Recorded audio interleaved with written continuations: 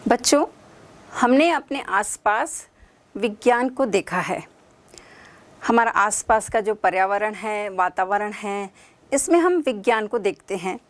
जैसे विज्ञान में आप फिजिक्स, केमिस्ट्री, बायोलॉजी, मैथ्स पढ़ते हैं, तो सब कुछ जो है ये हमारे आसपास है। अब हम चूँकि बायोलॉजी के स्टूडेंट्स हैं, तो बायोलॉजी के हिसाब से यदि जीव विज्ञान की हम यदि बात करें, तो ये जो जीव विज्ञान है वो हमारे आसपास है। और ऐसी कई सारी प्रक्रियाएं हैं, घटनाएं हैं जो जीव विज्ञान से जो संबंधित है वो हम अपने आसपास देखते हैं। लेकिन चूँकि हमें वो जीव विज्ञान की अवधारणाएं जो है उनका पता नहीं रहता है, हम उनको जोड़ नहीं पाते हैं, हम उसको दैनिक जीवन से लिंक नहीं कर पाते हैं। तो आइए चलिए हम अभी जो है जीव विज्ञान के ऐसे ही एक अध्याय के अंतर्गत जो है हमारे आसपास होने वाली जो घटनाएं हैं, जो प्रक्रियाएं हैं, उनको जोड़ के देखते हैं। तो आपने जो है अक्सर क्या किया होगा कि आपको अपने घर में, अपने आंगन में, गमले में कोई छोटा सा पौधा लगाना होगा, तो आप क्या करते हैं? एक नर्सरी जाते हैं, या आपके दोस्त के पास उसकी जैसे किसी की कलम होती होगी तो वो आके लगाते हैं, या आपने बीज भी बो दिया, जैसे चने के हैं, मूंग के हैं, वो यदि आप बीज बो देते हो तो होता क्या है, यदि आप उसका ध्यान से अवलोकन करेंगे तो आप क्या देख पाते हैं कि जो आपने बीज बोया था वो धीरे धीरे क्या हो रहा है, बढ़ रहा है। ठीक है, तो ये हम अपने आसपास देखते हैं। अब एक दूसरा उदाहरण हम यदि देखें तो जैसे आपको कभी चोट लग गई है, आप मान लो गाड़ी चला रहे हैं, साइकिल चला रहे हैं, तो आप गिर गए, तो आपके घुटनों में या हाथ पैर में कहीं चोट लग गई है, या किचन में काम कर रहे हैं तो आपको मतलब कट गया है। ठीक है, तो वो खून बहने लगता है। आप ये खुद भी जानते हैं कि थोड़ी देर बाद वो क्या है, जो ब्लीडिंग हो रही है वो रुक जाती है। और हो सकता है यदि गहरा कटान है तो घाव बन जाता है। और आपने इसको खुद ही अनुभव किया होगा कि थोड़े दिन बाद जो वहाँ की स्किन है, वहाँ की जो त्वचा है, वह नॉर्मल हो जाती है। तो जैसे आपकी ऊपरी जो त्वचा की जो सतह है वो वैसे ही हो जाती है। तो ये सोचने वाली बात है कि ये सब जो प्रक्रियाएं हैं वो किस तरीके से हो रही हैं। ठीक है, एक और उदाहरण आप देखते हैं। मान लो जैसे एक नवजात शिशु है, वो जो पैदा होता है, अब आप उसको अवलोकन करिए। आप उसको 1 महीने बाद देखेंगे, उसको 4 महीने बाद देखेंगे, और उसको यदि आप 6 महीने बाद देखेंगे तो क्या आप देख पाते हैं? तो आप देखते होंगे कि धीरे धीरे वो जो बच्चा है वो क्या हो रहा है, बढ़ रहा है। उसकी साइज में, उसके आयतन में जो है वो परिवर्तन आ रहा है। तो ये जो है हम अपने आसपास देखते हैं। और एक और भी हम उदाहरण देख लेते हैं। मान लो ये जो आप पिक्चर देख रहे हो, इसमें जो है वो तितली की लाइफ साइकिल है, बटरफ्लाई की लाइफ साइकिल है। आप जानते हो कि लाइफ साइकिल यानी जीवन चक्र है। तो जीवन चक्र की जो शुरुआत है, तो यहाँ पर जैसे आप देख रहे हो एग से या अंडे से हो रही है। तो अंडे से जो है वो कैटरपिलर या लार्वा निकलता है। अब ये लार्वा जो है कैसे ये वयस्क अवस्था यानी तितली में वो बदलता है, यानी वो परिवर्तित होता है। तो ये सब जो है हमारे लिए सोचने की बातें हैं। अभी हमने जो 4 उदाहरणों की बात की, तो ये सब प्रक्रियाएं हम होते हुए देखते हैं। तो हम सभी जानते हैं कि जैसे सजीव जो हैं, चाहे वो एक कोशिकीय हो, चाहे वो बहुकोशिकीय हो, सब जो है वो कोशिका से बने हुए हैं। अब आप जानते हैं कि अमीबा है, पैरामीशियम है, युगलिना है, जीवाणु है, ये एक कोशिकीय जीव हैं। तो मतलब कि ये एक कोशिका से ही बने हुए हैं। और हम जैसे जीव जो हैं, हम मनुष्य हैं, वेल है, हाथी, घोड़ा है, और भी कई सारे आप नाम बता सकते हैं। तो ये सब जो हैं वो बहुकोशिकीय जीव हैं।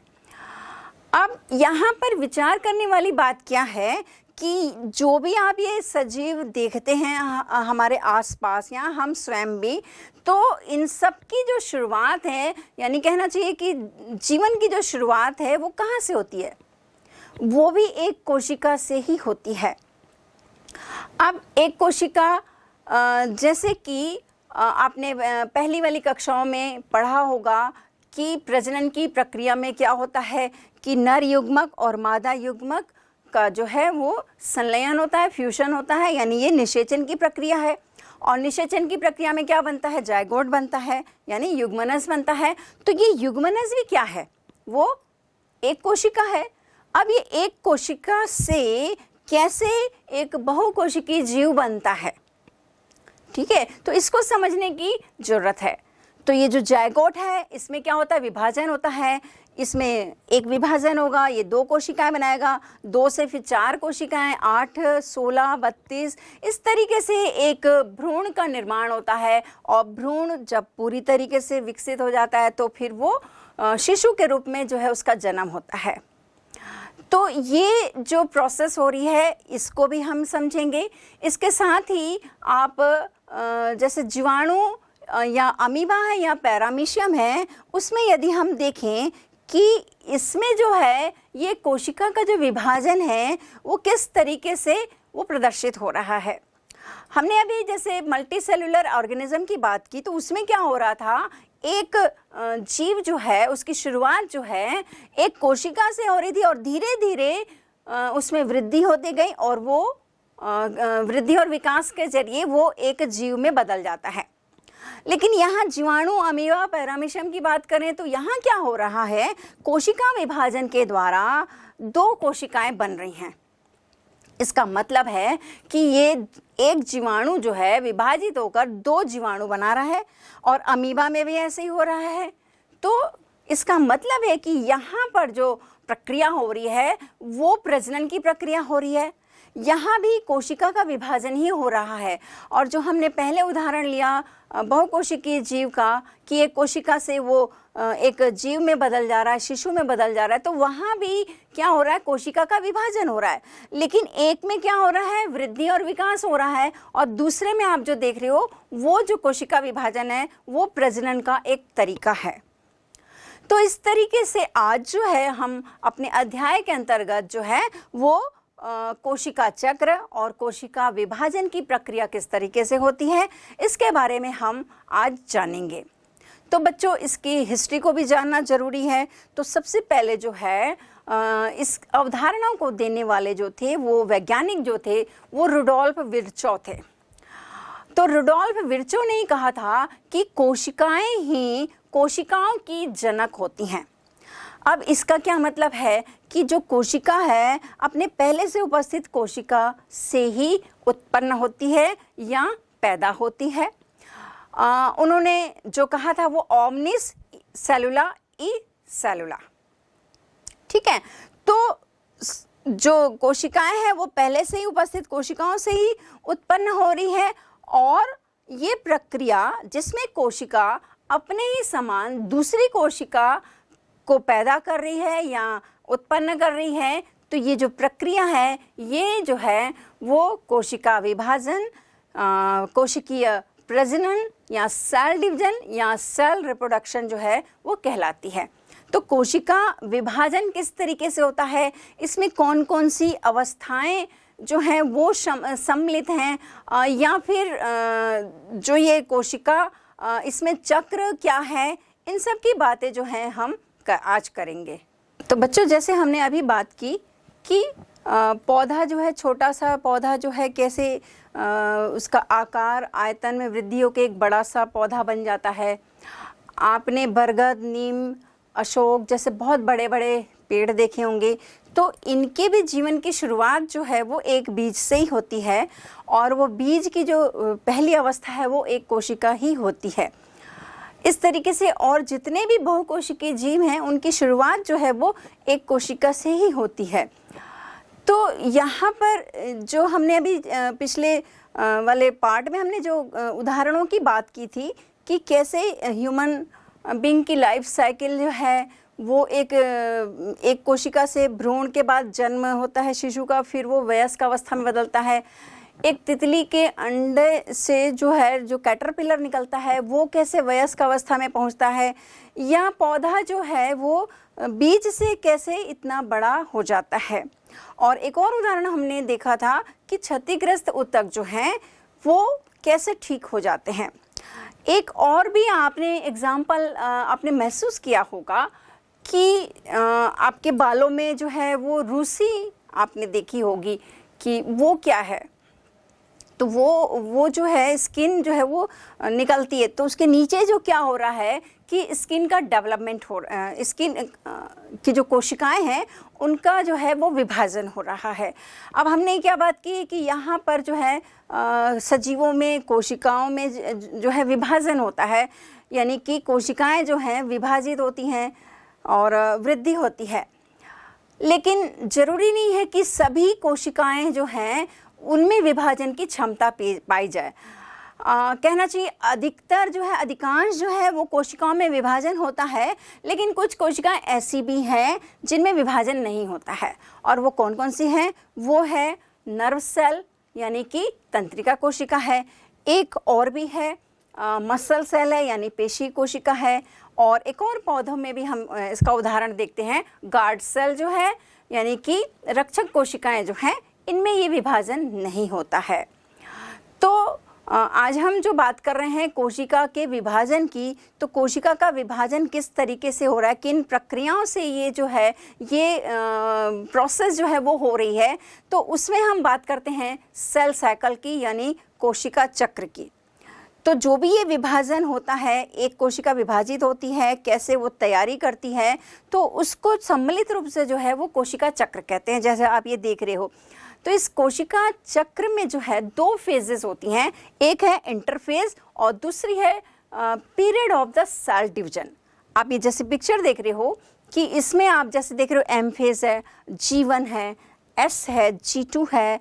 तो ये जो चार अवस्थाएं हैं, M माने माइटोटिक फेज, G1 माने ग्रोथ फेज, S माने सिंथेटिक फेज एंड G2 ये भी ग्रोथ फेज है। तो ये जो पूरी जो आप चक्र देख रहे हो ये सेल साइकिल कहलाता है यानी कोशिका चक्र कहलाता है। अब इसमें जो है पहले जो है वो इंटरफेज होती है। अब इंटरफेज और जो दूसरी अवस्था है सेल डिवीजन की, उसको हम लोग अलग अलग जो है उसके विवरण जो है अलग अलग हम जानेंगे। तो पहले यदि हम इंटरफेस की बात करें यानी अंतरा अवस्था की बात करें, तो ये अंतरा अवस्था जो है वो दो क्रमिक कोशिका चक्र में जो विभाजन हो रहा है और उसमें जो समय लग रहा है वो समय अंतराल जो है वो अंतरा अवस्था कहलाता है यानी इंटरफेस कहलाता है। अब आप जैसे ये पिक्चर में देख रहे हो तो एम फेज में क्या होता है, हम इसकी बात आगे करेंगे। इसकी जो शुरुआत है एम फेज की जो है वो प्रोफेज से लेकर टीलोफेज होती है, माने इसके अंतर्गत चार अवस्थाएं होती हैं। अब टीलोफेज से यानी टीलोफेज की समाप्ति से लेकर अब आप देख रहे हो G1 है, S है और G2 है। तो G2 के आखिरी में कहना चाहिए जब यानी माइटोटिक विभाजन से पहले यानी प्रोफेज से पहले का जो ये पूरा जो समय है, यानी आप ये जो देख रहे हो ये जो पूरा जो समय है वो जो है इंटरफेज कहलाता है। अब इंटरफेज जो है इसमें जो है ये सेल साइकिल में हमने बात की, इंटरफेज भी होता है और एम फेज भी है, यानी कि दो प्रक्रियाओं को सम्मिलित रूप से हम कोशिका चक्र कह रहे हैं। तो अब ये कोशिका चक्र के बारे में थोड़े और भी बातें हम कर लेते हैं। जैसे ये कोशिका चक्र जो है आनुवंशिक रूप से जो है वो नियंत्रित उन सभी प्रक्रियाओं का योग है। कहना चाहिए कि पहले तो ये वृद्धि करती है यानी कोशिका वृद्धि, और प्लस उसका स्वयं का विभाजन यानी कोशिका के स्वयं का विभाजन जो है वो कोशिका चक्र है। और ये कोशिका चक्र का जो विवरण है यानी इसके बारे में जो विस्तृत रूप से जो बताया था वो वैज्ञानिक जो है हार्वर्ड और पैल्क हैं, इन्होंने इसका विस्तृत विवरण दिया था। और ये जो कोशिका चक्र है इसमें हम दो बात करेंगे। तो अब पहली बात जो है इंटरफेस की करते हैं यानी अंतरा अवस्था की करते हैं। तो अंतरा अवस्था में कौन कौन से फेजेस आएंगी, जैसे हमने G1, S और G2 की बात की है। तो इससे पहले हम ये जान लें कि इस इंटरफेज में जो है केंद्रक का मतलब केंद्रक का क्या रोल है, उसके कौन कौन से लक्षण जो हैं उस अवस्था में जो है वो परिलक्षित होते हैं। तो अब पहले जैसे हम बात करें तो इंटरफेज में न्यूक्लियस जो है उसमें जो कोशिका है और जो न्यूक्लियस है वो चरम सीमा पर होते हैं, यानी वृद्धि की चरम सीमा पर होते हैं। इसमें जो है डीएनए जो है दुगनी मात्रा में हो जाता है और इस अवस्था में क्रोमोसोम जो हैं ये पतले डिफ्यूज्ड और कॉइल्ड फॉर्म में ये दिखाई देते हैं। और इस अवस्था में यानी इंटरफेज की अवस्था में जो केंद्रक में जो है एमआरएनए और आरआरएनए यानी मैसेंजर आरएनए और राइबोसोमल आरएनए का निर्माण होता है।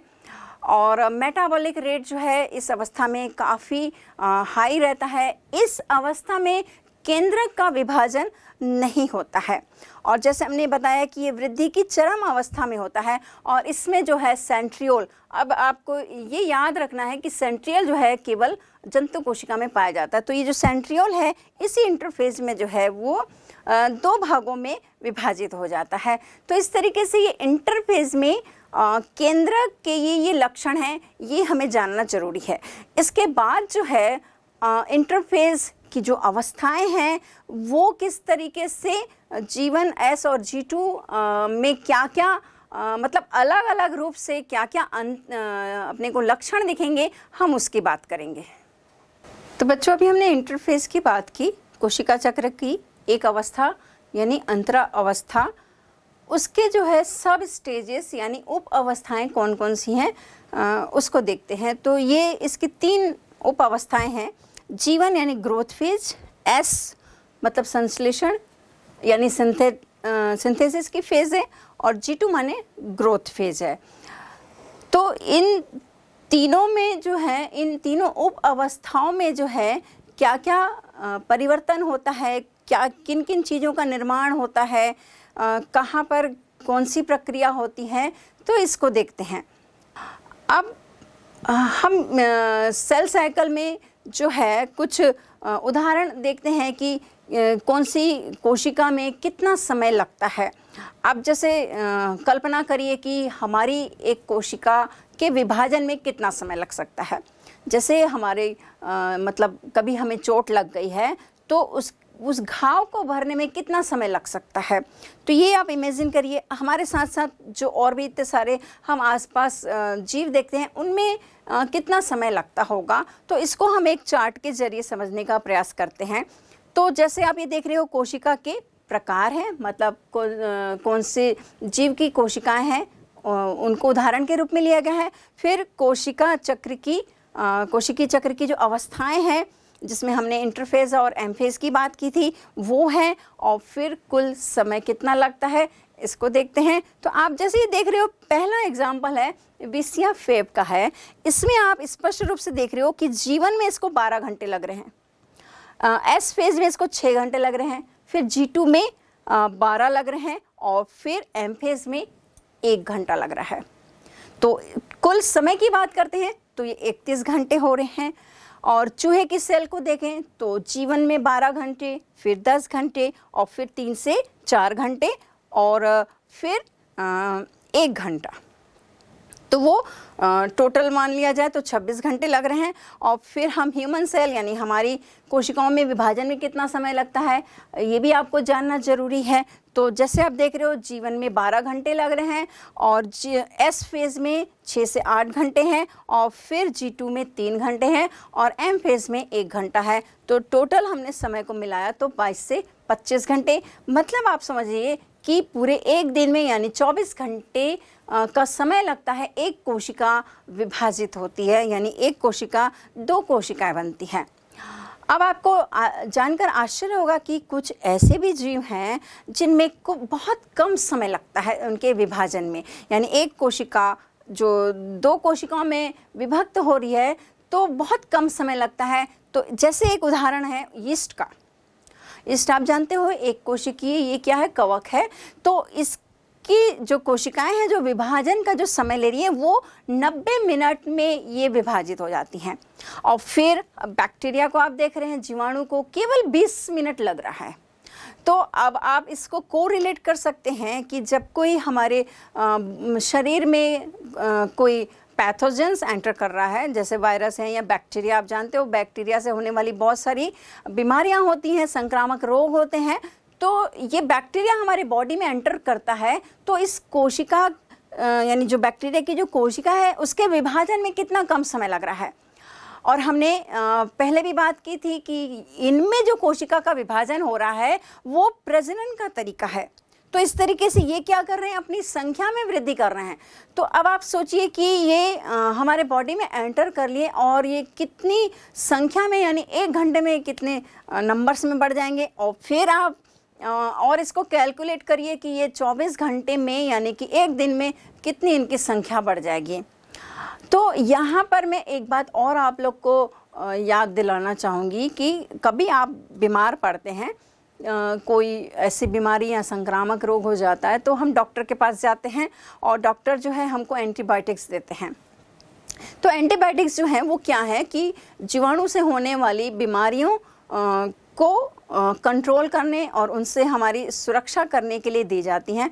तो आपने अक्सर ये गौर किया होगा कि डॉक्टर जो हैं वो डोज जो बताते हैं कि 3 दिन का डोज है, 5 दिन का डोज है, जो भी है 10 दिन का भी हो सकता है, यदि वो इस तरह की मतलब उनको वो सिम्टम्स दिखाई दे रहे होंगे। तो एक्चुअली क्या होता है, जैसे मान लो 2 डोज कहा गया है कि सुबह और शाम को लेना है, तो जो एंटीबायोटिक्स जो बनी रहती हैं वो जीवाणु के ही वो निष्क्रिय कहना चाहिए एक्सट्रैक्ट होते हैं।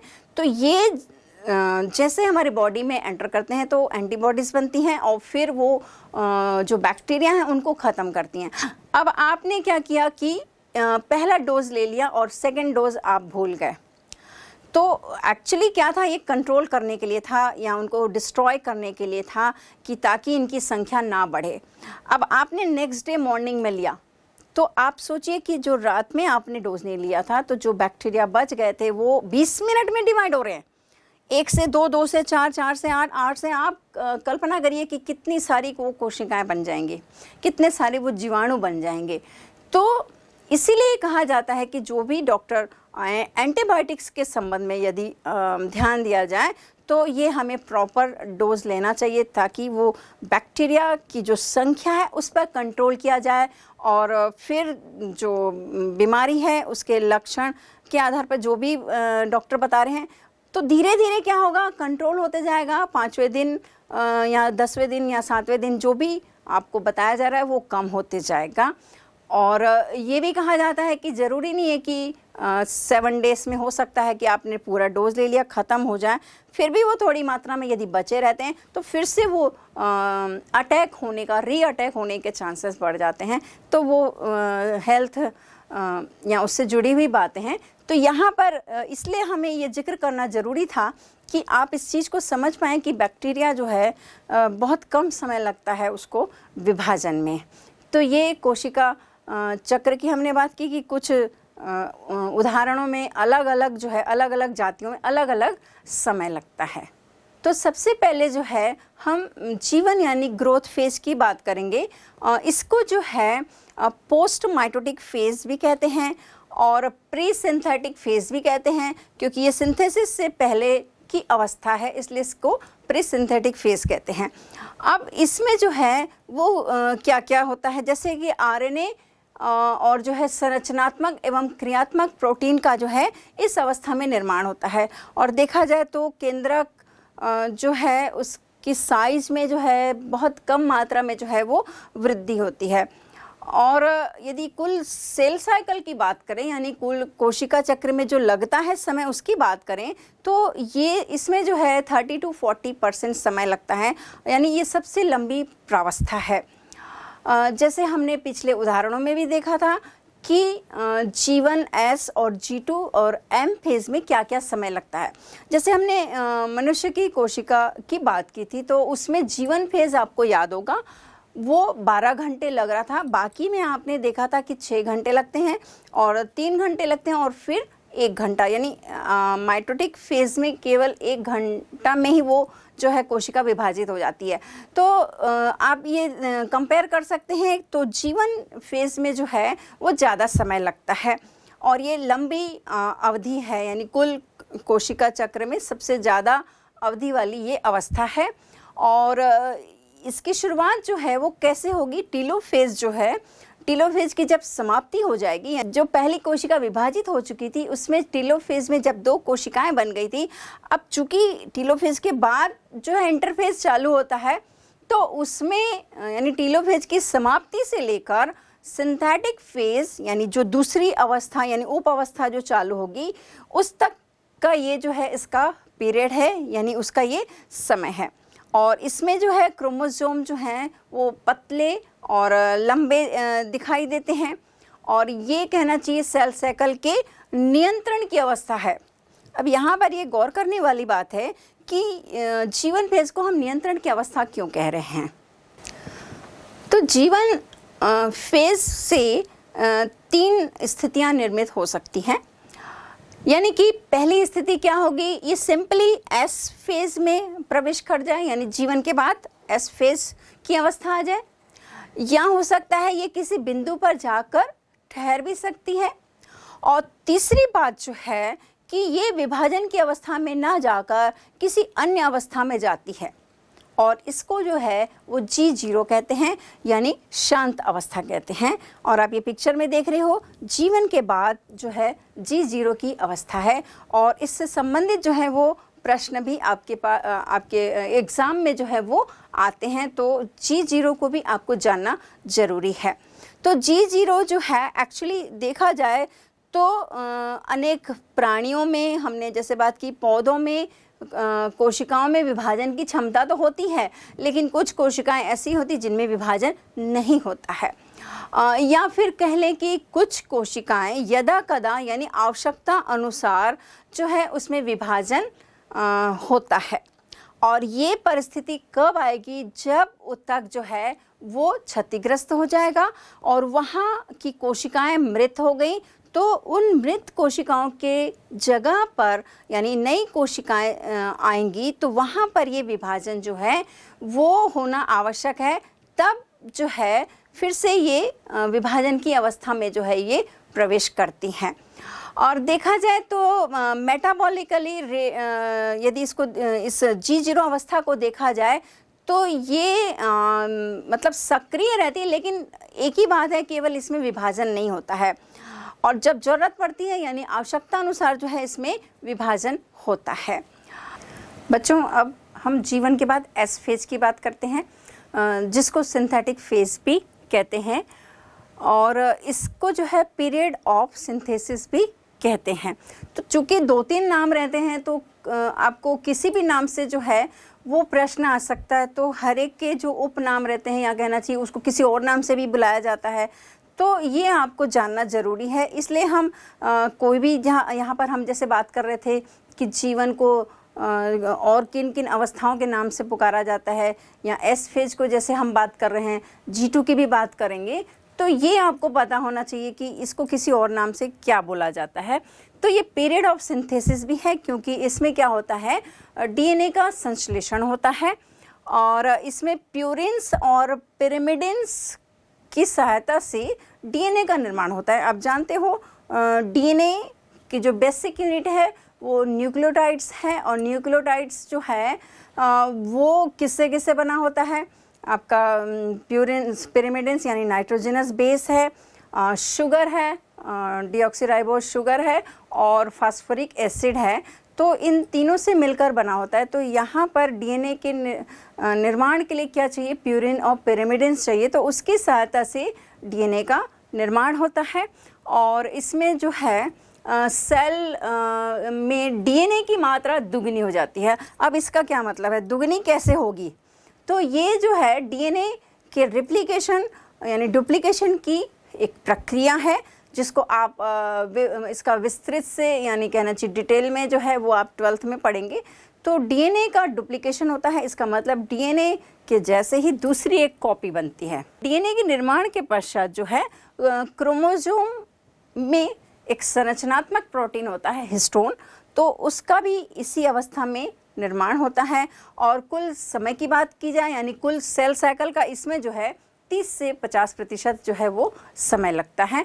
अब इसके बाद हम G2 की बात करेंगे, और G2 को जो है वो ग्रोथ फेज़ 2 यानी सेकेंड ग्रोथ फेज़ भी कहा जाता है, और इसको प्री माइटोटिक फेज कहा जाता है। जैसे जीवन को पोस्ट माइटोटिक फेज कहा जा रहा था। पोस्ट क्यों कहा जा रहा था कि माइटोसिस डिवीज़न के बाद जो है वो जीवन चालू होता है। अब ये G2 क्या है?